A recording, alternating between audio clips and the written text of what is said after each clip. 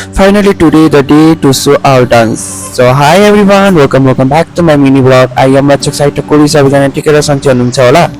देख्न सक्नुहुन्छ आज पनि यति लेट भएको थियो, सबैजना आएर रेडी हुँदैछ अरे। म चाहिँ यति फास्टमा जाँदैछु नि, यति चाँडो पुगे कि म केही गर्न नभएर मलाई चाहिँ मेरो साथीहरूले बनाइदिँदैछ, रेडी गरिदिँदैछ। मलाई यो ड्रेसको बारेमा केही पनि थाहा थिएन, उनीहरूले नै हल्का गरेको थियो र हामी हल्का त्यो ड्रेस लगाएर प्र्याक्टिस गर्दैछौँ कस्तो गर्छ कि नै भनेर। त्यसपछि हामीले प्र्याक्टिस गरिसकेपछि चाहिँ फाइनली हाम्रो पर्फर्मेन्स आइसकेको छ गाइस।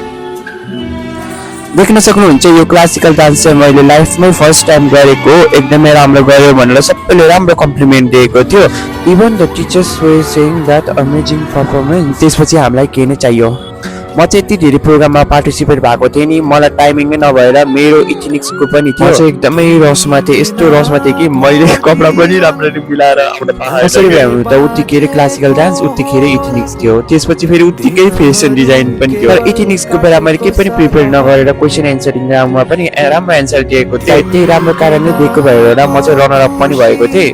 मैले चाहिँ सबै कपडा पनि लिएर आएको थिएन, त्यही पनि केही छैन, जे भए पनि रनर अप भएको त छु।